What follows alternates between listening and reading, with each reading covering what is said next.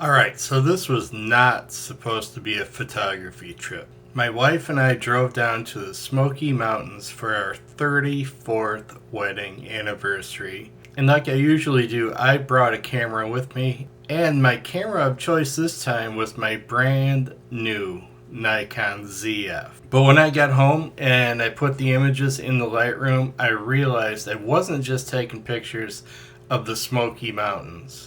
Not really, anyway. What I found that I was taking pictures of was time passing. My dog on the porch, a mountain sunset, an old cabin in the woods, a drive-in sign that looked and felt like it could have come from another era. And at 60 years old, those are the kind of photographs that are really starting to mean more to me now. So this video really isn't about a trip to the Smoky Mountains. This video is really about what I'm starting to notice and what I'm starting to see now. So this trip was for our 34th wedding anniversary. 34 years. Sounds like a long time when you say it out loud, but sometimes it just feels like we're still trying to figure everything out too, so it's kind of weird. We're very into the national parks and doing things that are outside, so we drove down to the Smoky Mountain National Park, which is a place that practically begs you to take a picture of it. The mountains, the roads, the cabins, the diners, the nostalgia, the old road signs, it's all just sitting there waiting for you to come take a picture. But this, as you know, was not a big photography trip. I wasn't out there chasing some portfolio image. But I did know we were going to some old towns, and we were going to Cades Cove, and obviously into the Smoky Mountains. So I just figured for an everyday travel camera, why not bring the old ZF, well, the new ZF. And that's kind of what this trip ended up becoming for me. Not a photography assignment, not a photo challenge, more like a collection of things that I just don't want to forget. And I think that's something that's changed in me since I've gotten a little bit older. When I was younger, that's what I was after, to try to capture that portfolio image, that awesome image. I wanted to make a better image than everybody else that has gone by that spot before me. I wanted to be there for the perfect light. I wanted to be there for the perfect composition. I wanted to be in the right spot at the right time. Because I wanted to make the image that made people say, wow. And don't get me wrong, I still love to make those images. But at 60, I'm starting to notice that the images that matter most to me aren't those big, dramatic, awesome portfolio put on the wall type images anymore. Sometimes they're the quiet ones. The ones that remind me where I was, who I was with, and what that moment felt like. A good example of that is this picture of my dog Coop. It's definitely not an image that's going to win any awards. It's just my boy Coopy lying on the porch.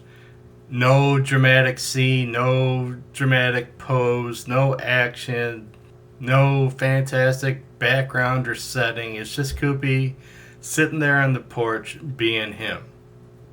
And that's why I love it, is because it's honest and it captures a moment.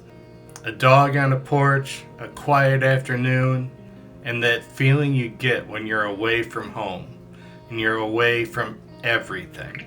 And everything just seems to slow down for you. Now, of course, if you go to the Smoky Mountains and the sky does something like this, you take the picture. This is the obvious photo. The mountain layers, the sunrise, the clouds, the color. It's the kind of scene where almost everyone reaches for a camera or their phone. And sometimes I think photographers talk themselves out of these shots because they feel too obvious. We might think, well, everybody takes this picture. And they do. But nobody else takes it from your life. Nobody else is standing there as you on your 34th wedding anniversary at this point in your life with your memories and your history attached to it. So yeah, it's a mountain sunrise. Yeah, it's been done before. But it hadn't been done by me on this trip in this moment. And that matters. One of the things I'm trying to let go of is the idea that every photograph has to be original in some grand way. Sometimes it's enough that the photograph is just yours, that you were there, that you noticed it, that you cared enough to press the shutter. With this image, I like the softness of the sky, the way the mountains stacked into the distance, and that little bit of human presence. Someone else was standing there looking at the very same sky. And I actually like that. It reminds me that these places aren't just landscapes. They're places people experience. They're places we stand in front of and get quiet for a minute. And that's probably why I love this photograph. It's not just a picture of the Smoky Mountains. It's a picture of stopping long enough to look. I seem to be drawn to old things. Old cabins, old signs, old roads, old buildings. Places that feel like they have already lived a life before I got there. This cabin image is a good example. It's simple. A small old cabin sitting in the woods with a path leading towards it. Again, not a complicated photograph, but there's something about it that pulls me in. Maybe it's the texture of the logs, maybe it's the darkness of the woods around it, maybe it's the path. Paths are interesting in photographs because they make you feel like you're being invited somewhere. And in this case, the path leads to the past. At least that's how it feels to me. I made this one black and white because I wanted it to feel less like a travel snapshot and more like a memory. Black and white has a way of removing the present. It takes away some of the distraction and lets you focus on the shape, the tone, and the feeling. And then there's the drive-in sign. I love signs like this. Drive-ins, old motels, diners, roadside places, anything that feels like it belongs to a different era. I think part of me photographs these things because I know they won't be around forever. And maybe at 60 you start becoming more aware of that. Places change, people change, we change, the world keeps moving whether we're ready or not. So when I see a sign like this, I don't just see a sign. I see a little piece of America that feels like it's hanging on. And I want to photograph it before it disappears, or before I forget how it made me feel. That's probably why I keep pointing my camera at things that are old, faded, weathered, or slightly out of place.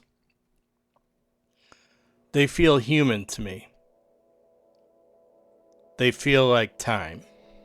When I look at these images together, they don't really feel like a traditional travel set. There's a dog on a porch, a mountain sunrise, an old cabin, a drive-in sign. They don't all match perfectly. Some are color, some are black and white, some are personal, some are scenic. Some are just little roadside observations, but they do feel connected to me. They feel connected by the way I see things now. At this age, I don't think I'm only trying to make better photographs. I think I'm trying to make photographs that mean something to me. That doesn't mean every image has to be deep or emotional or important. Sometimes a photo is just a photo. But more and more, I want my images to feel like they came from a real place in my life. Not just, here's where I went. But here's what I noticed while I was there. And maybe, here's what I'm afraid of forgetting. That's what this anniversary trip gave me. Not a perfect set of images, not a portfolio, not a big dramatic photography adventure. Just a handful of photographs that reminded me what I care about. My wife, our life together, our little boy Coop, quiet mornings, old places, beautiful light, and the strange, wonderful fact that after 34 years of marriage and 60 years of life, I'm still carrying a camera around trying to figure out what matters. The Nikon ZF was just the camera that I brought. The Smoky Mountains were just the place that we went. But the photos ended up reminding me that I'm not just photographing places anymore. I'm photographing time. I'm photographing memory. And maybe more than anything, I'm photographing the things I don't want to lose. Hey, I'm Garrick. You know the drill. Like it if you did. Subscribe if you haven't. Ring that notification bell because every once in a while your old buddy makes a halfway decent video and you don't want to miss that one. And with that, I am Garrick, and I am your very best friend in the whole wide world. We will see you next time, everybody. Bye-bye.